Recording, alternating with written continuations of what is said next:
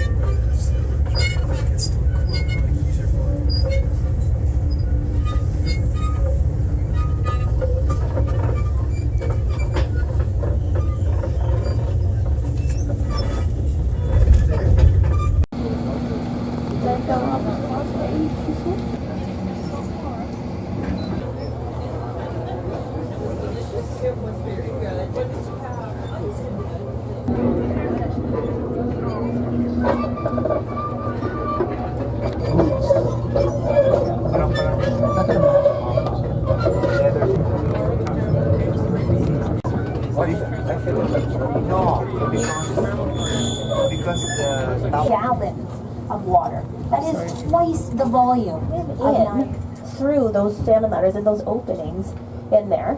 And that resembles the natural eddies or rocks in which the salmon would naturally flow to, where the flow of the water is less. Their migration. This is a very, very, very important waterway for salmon migration here in British Columbia. So this is a tourist attraction here. So this is a gondola you'll see we're approaching on our right. It brings the tourists down to the bottom here. Not for the faint of heart, that is for sure. If you're afraid of heights, don't recommend it. You're 22 hours from your school. But all my friends are going. All my friends, like a lot of friends.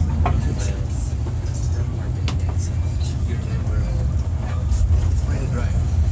Good.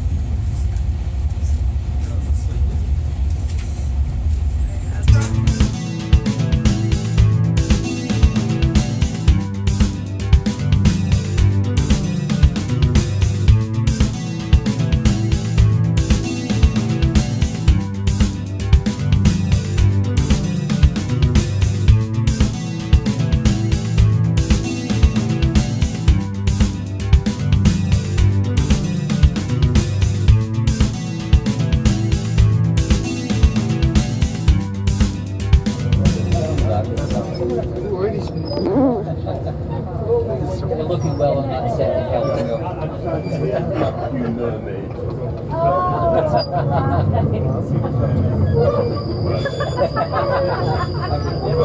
Making the tops of the river very, very high at the moment.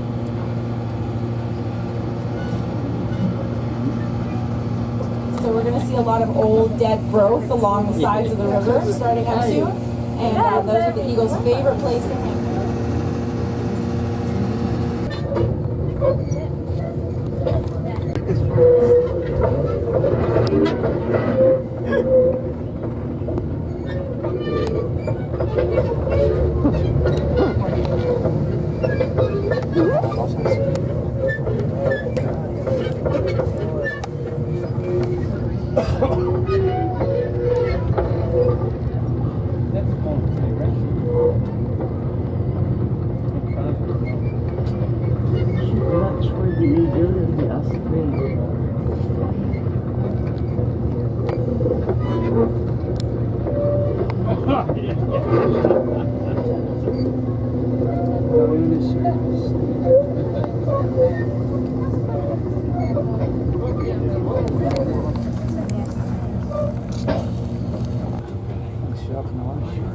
I missed the moment. I think tomorrow. That's why you think that we have today. There's another train, no? Making salubong.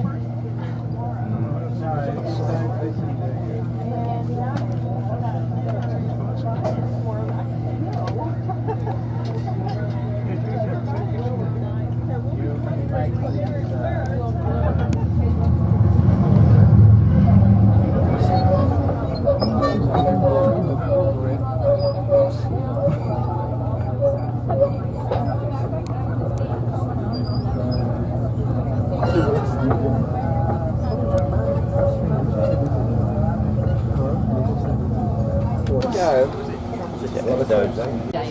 Yeah. Not through, quite through the garden. Swath in the middle, owned by Hudson's Bay. Other than that, not so much. And there will be a stone cairn coming up here. It is important, I will get to in just a moment. But this is hugely significant historically for Canada, this place.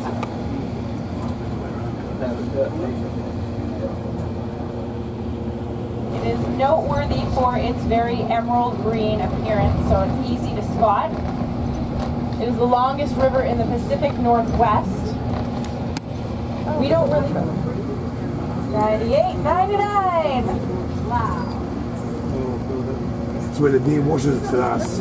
Yeah, well, you can buy it. Sorry.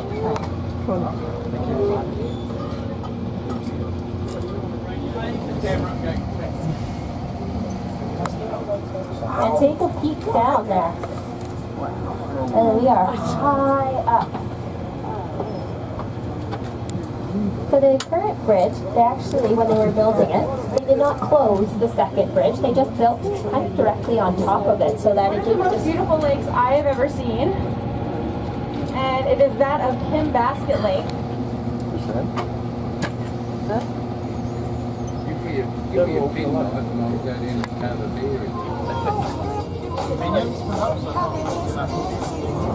And if you really wanted to, 3 hours get you down to the United States, on into Montana.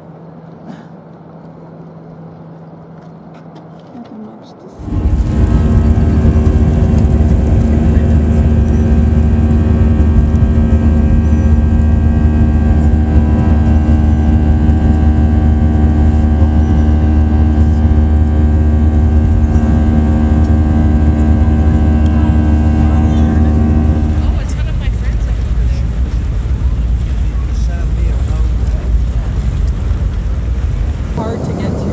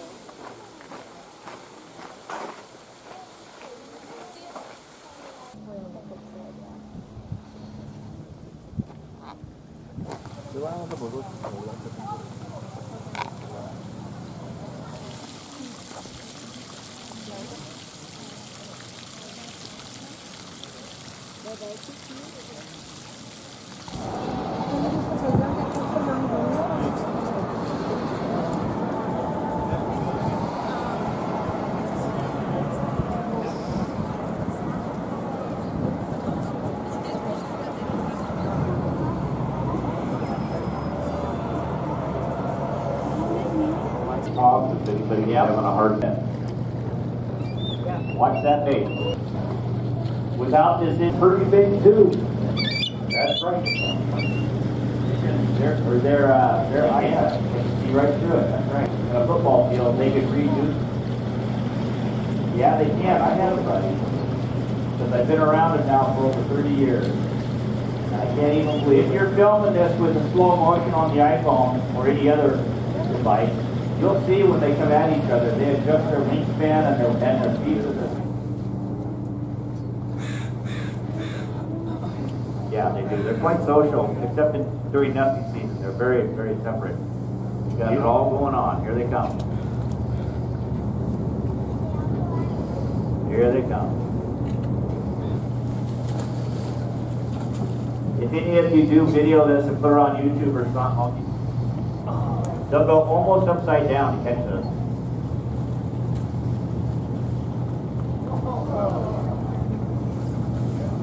There he comes down.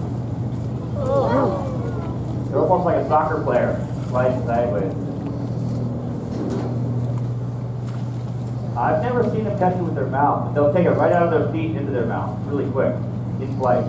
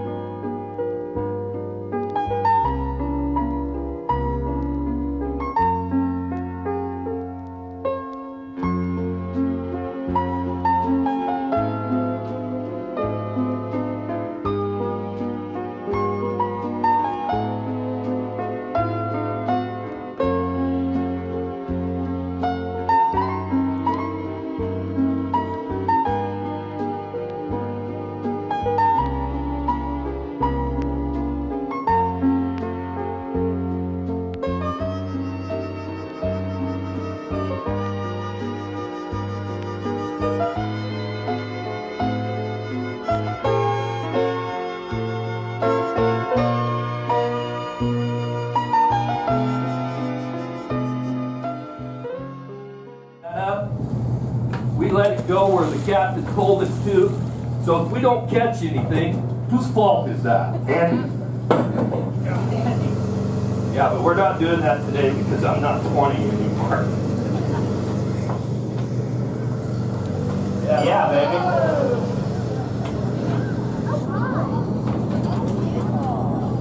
And we will. We'll tell you all about these guys just as soon as I can get him off of there.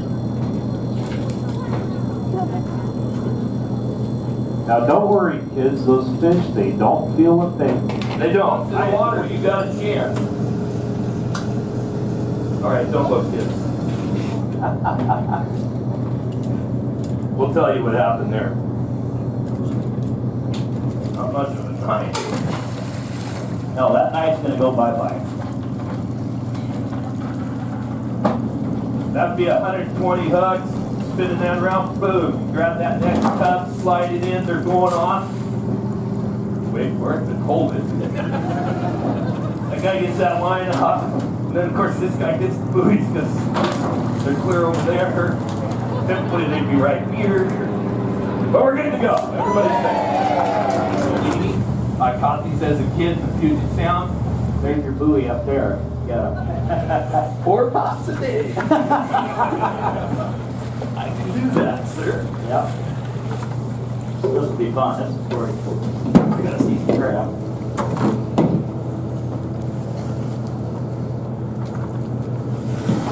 I'm gonna take it easy pulling this.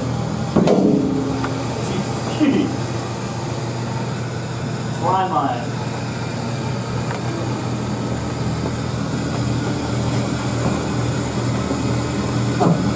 Get hyped up. All right, here we go. Oh yeah, you're not gonna like that.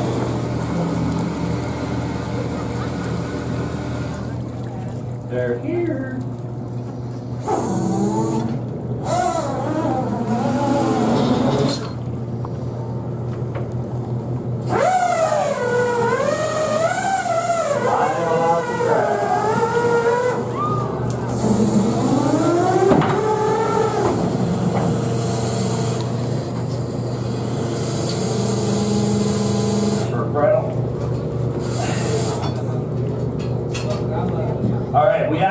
keep your seat. A pot like this will fish better than a new pot. A new pot smells like sloppy and oil.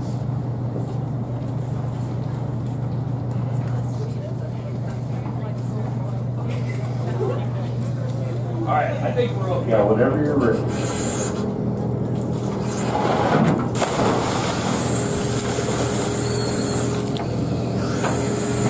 Yeah, I'm good. Might need to go down. Oh, I'm sure you will. It looks icky. See if I get slime. Okay, then I hope I get some applause. It's nasty. All right. Let it happen. Sorry. Yeah. No. In fact, I was trying to get two of them. Okay. These are the most hyper crab in the ocean. These guys, they do. They have a serious anger management problem. If you look inside that, it is lined. There's all kinds of little rock places, prehistoric barnacles, all kinds of things down there. That soft tissue starts coming out. It's going to come around with this little guy here.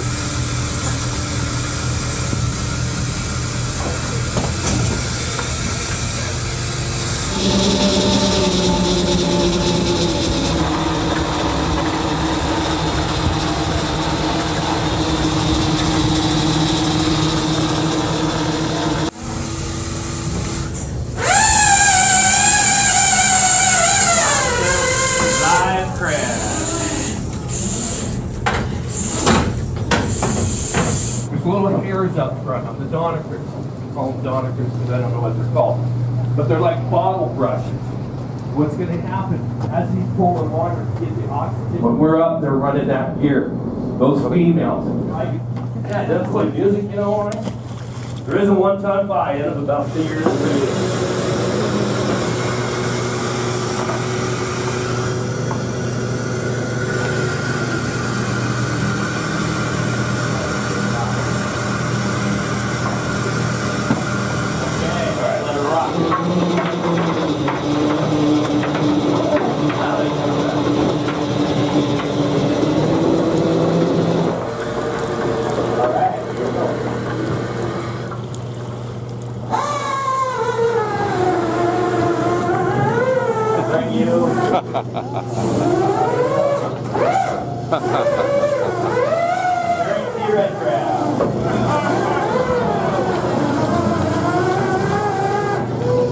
Andy, I think they're laughing at your crab.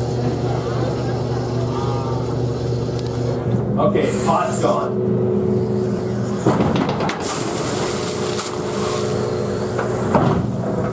We never ever pick our feet up when we're throwing foil. Pick your foot up, fly goes around, and you go right over with the pot. The guy goes over with the pot, you generally don't get back. You will. You see that guy filling bait darts? Fishing those brown king crab. They like the rocky hard bottom. The way we come about him, I told you earlier, they would get in our pots, we pull him up, he's over in the corner, kind of doing the, what's up? It's like, you know what's up, he's been eating our show. So we put him in the tank, we bring him down here, we put him in the barrel. It's kind of a timeout. We want them to think about what they've done, okay? They're in here for a couple, 3 days at the most, because we're constantly catching them. This bay's full of them, all right? We'll share them with you for a few days. We'll get one maybe this afternoon. We'll bring him down here. This guy will get paroled. We'll put the other one in there, and they do. They love a deep, dark fin. Most incredibly intelligent creature that I'm aware of. They have numbers that have been issued to them. Across our bow. Right on the bow. I've got the boat It's up here for the fin, okay? Those herrings come in first. There he is. There he is.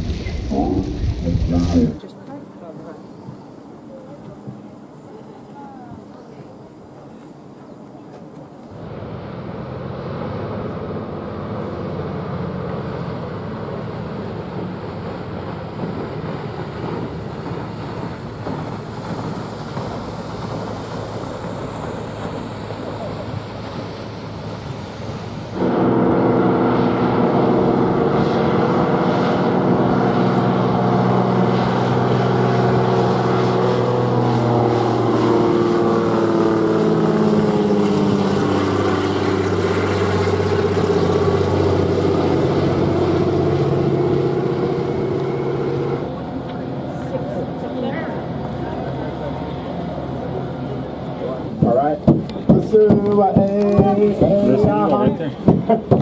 Australia, See me top of the tree? Come on and sing.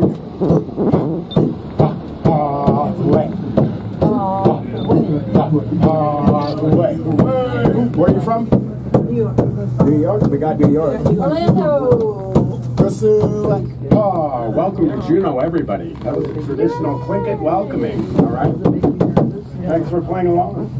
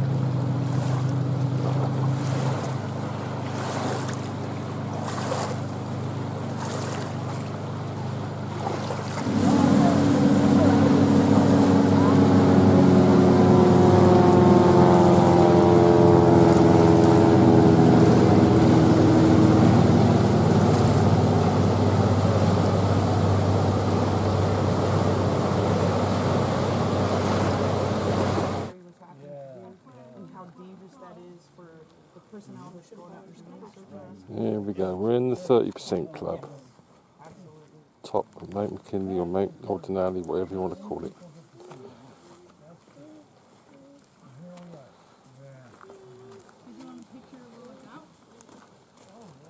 No, we'll do a movie one, then I'll just pick the best one out and take a photo of it.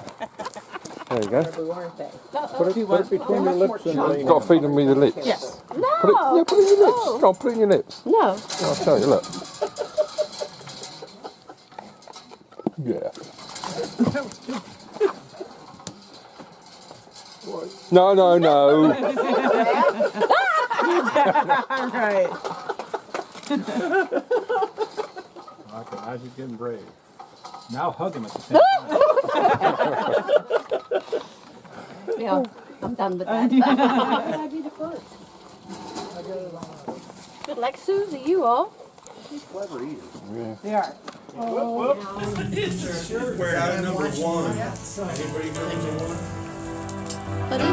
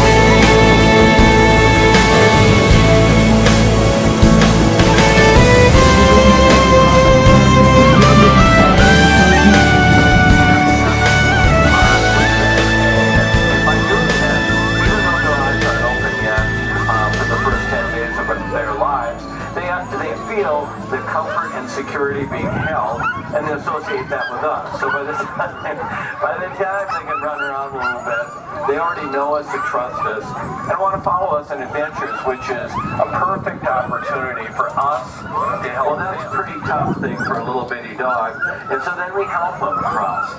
But the time comes when they can make it easily, and then they get praised on the other side, and they learn something from that. They learn basically that we're not, if we go for a long walk out in the woods, let's say, we always take older dogs with us and puppies, because the older dogs will run way out in front and the puppies will naturally.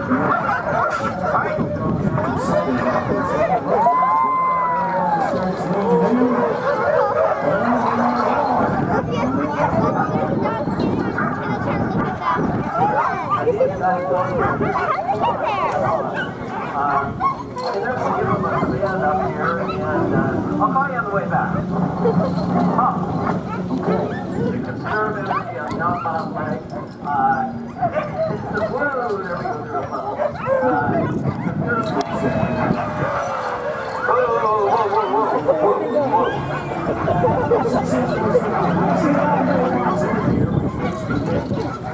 Probably pretty interested in all of this. Are you going to be able to join us in the village this afternoon, and maybe we can get up close and personal?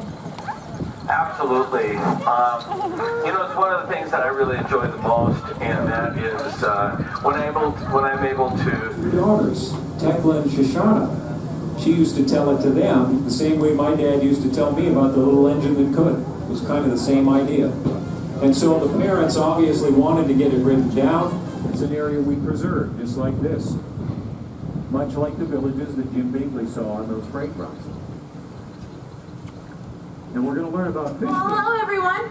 Here I have a chum salmon. And when you folks turn around and come back upriver, I'll show you how I cut this up and turn it into food for our dogs in the wintertime. And then I'm going to teach you all about fish camp life too. All right. That'll be a good education and introduction to this subsistence lifestyle. Like we said, following the food. Fishing in the summer, trapping in the winter, hunting in the vacation.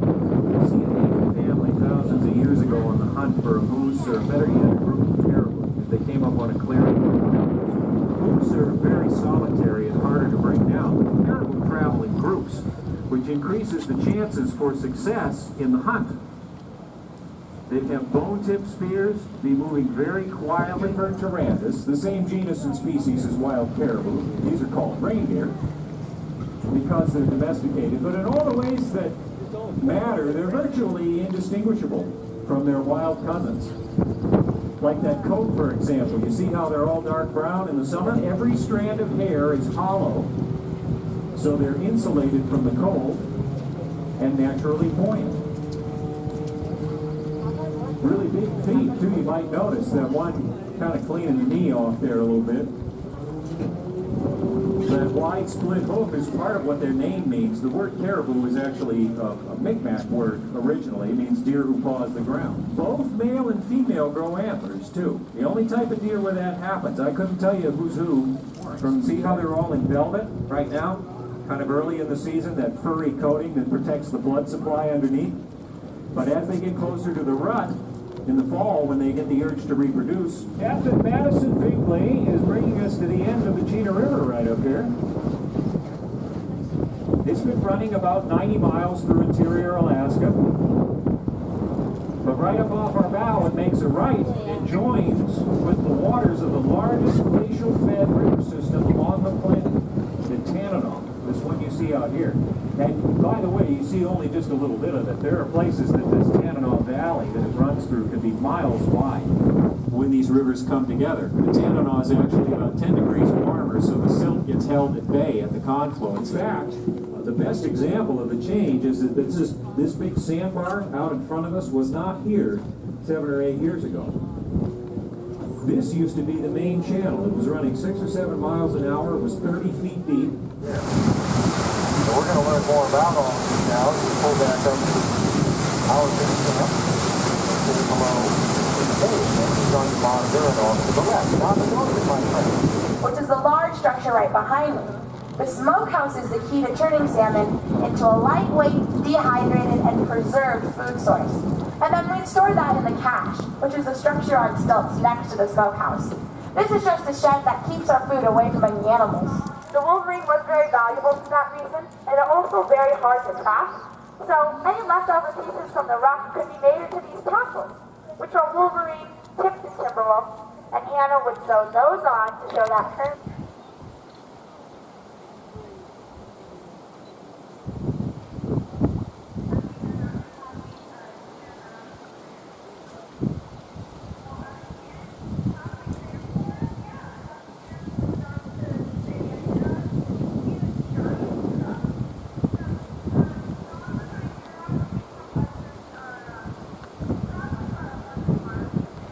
Love that. Yeah, other things we breed for is their appetite.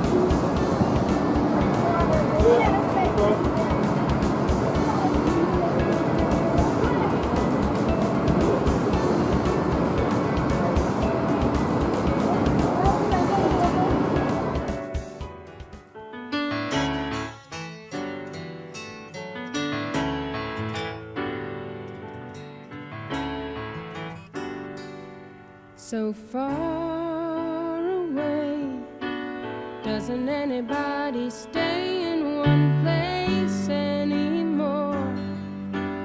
It would be so fine to see your face at my door.